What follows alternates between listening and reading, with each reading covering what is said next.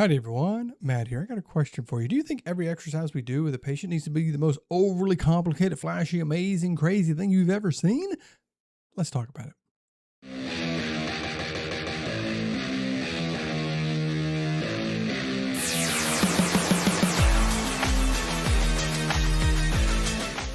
All right, everyone. First and foremost, let me introduce myself. My name is Matt. I am Matt the PT, coming at you with another video on another topic of something from the physical therapy world. But first off, thank you to everyone who has subscribed. If you hadn't, hit that subscribe button. It doesn't cost you a copay.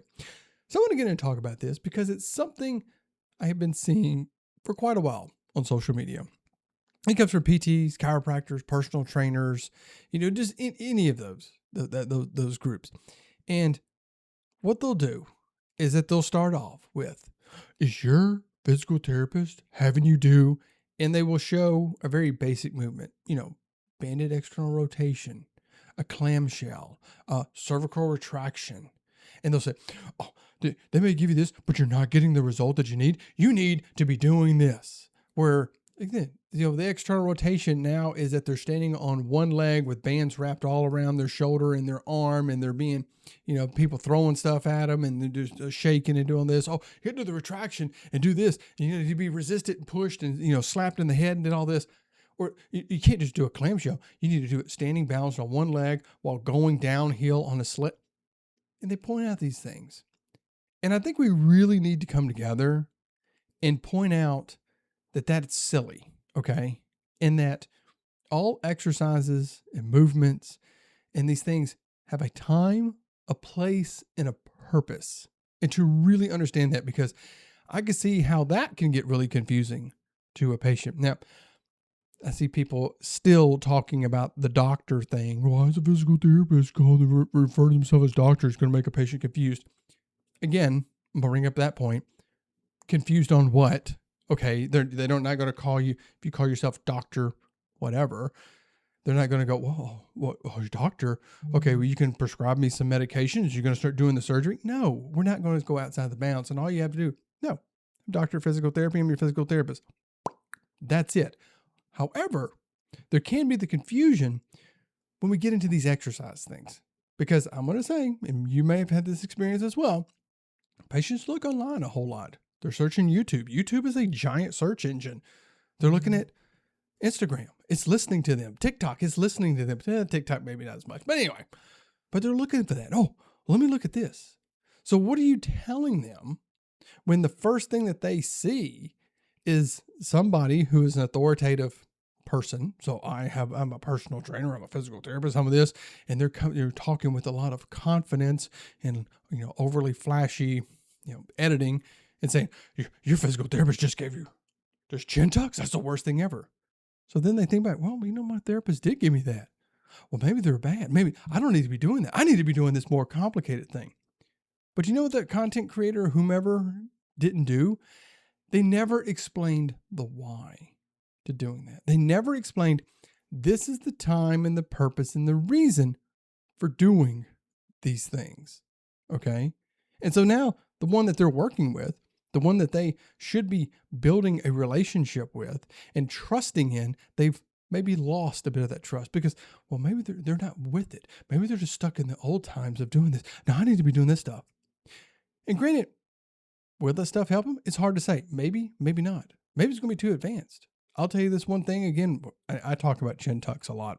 This, yes, because of my MDT training. But there's a reason what we look at doing certain things with loading strategies. I'll tell you, patients with neck pain, you start trying to do a retraction and extension. Some people have pain when they do that. It's like, that really hurts. That's really there. So they don't want to do that. So if you're giving them something too complicated, they're possibly not going to do it. Now, I think this also kind of goes over to what I talked about in the past when we talked about, like how athletic the average person is. I mean, think about the population of people that you see, okay? I am an outpatient orthopedics. I'm going to use that as a reference. I'm going to say probably half the people I see, they don't exercise. And the people who do exercise, like the most common thing is like, I go walk. I walk. Okay, that's fine. That's great exercise. But this person really can't sprint very well. They probably can't throw a ball. They probably can't kick a ball. Jumping is hard. So some of these basic things, if you play a sport, are going to be pretty complicated to them. So if we look at doing these very complicated exercises, when this person can't even control their body or how they move, why even do that? The banded external rotation.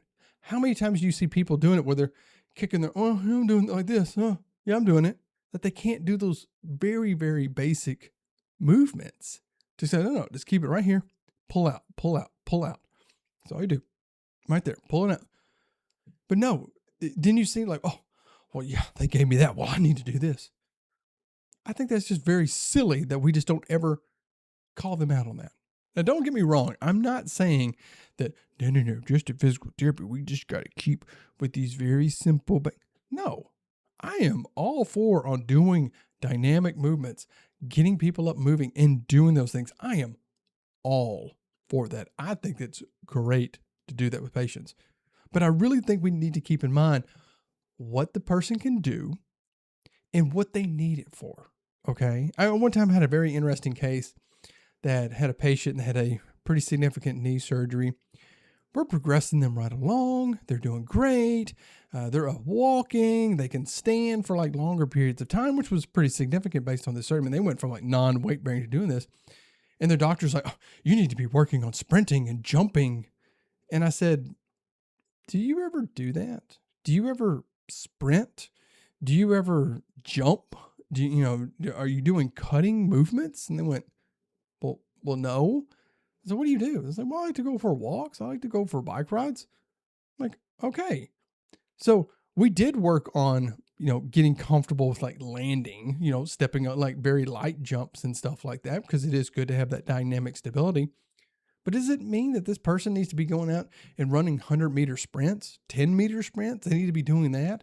They need to be doing ladder drills. They need to be doing hurdle hops and box jumps. And do they really need to be doing that? Because they're not going to do it in their basic activity. Just let me know what you think on that.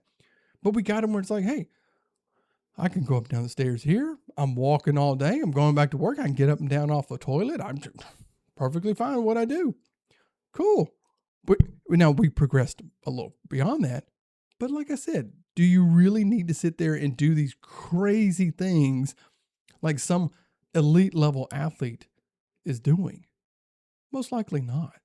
I actually just had a conversation with someone's physician here lately because they were saying, oh, they need to be doing more intermediate. And I'm like, well, what does that mean? What exactly does that mean? Well, they need to be doing this. Why?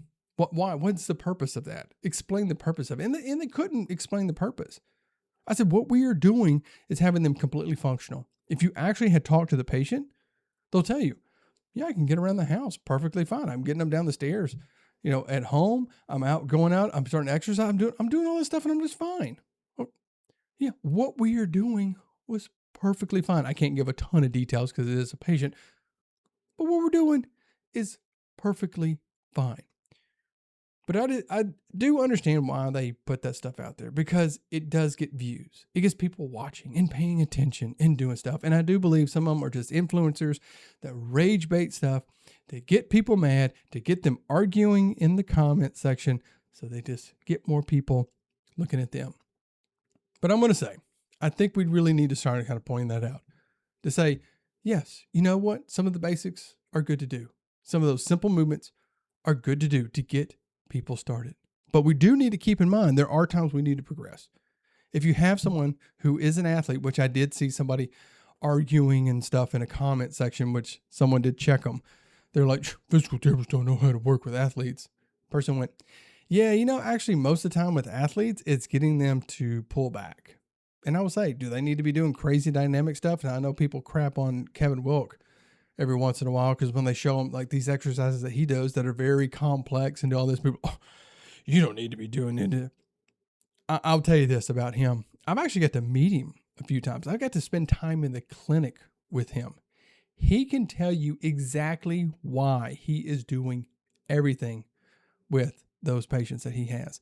And I will tell you, the athletes that he gets, the pro athletes, they're not coming and doing therapy for an hour. They're in there for 4, 6, or 8 hours. They're getting there when they get there, and they're leaving when they're leaving. They are there all day. Their job is to perform on the field, and they are doing a ton of stuff. And Kevin can sit there and explain to you exactly why he may be doing something with a patient. So whenever I see that stuff, I think it's hilarious because you'll talk about this. We need to do this overly complicated thing, but then you'll take someone who does these things that are just very wild and out there, and you'll be like, oh, you don't need to be doing all that stuff. Which one is it? Which one is it? Do you want to do it or you don't want to do it? Anyway, let me know what your thoughts are down in the comments. Do you think, hey, we need to understand where people are, meet them where they are, teach them what they can do and progress from there? Or no, everybody needs to do crazy dynamic stuff. Or do you think we need to start calling people out on that, saying, look, dude, just stop. Anyway, let me know down in the comments below. If you enjoy the video, please hit that thumbs up button and subscribe to the channel. It doesn't cost you a copay. And until next time, take care of yourself. Take care of your patients. I'll see you then.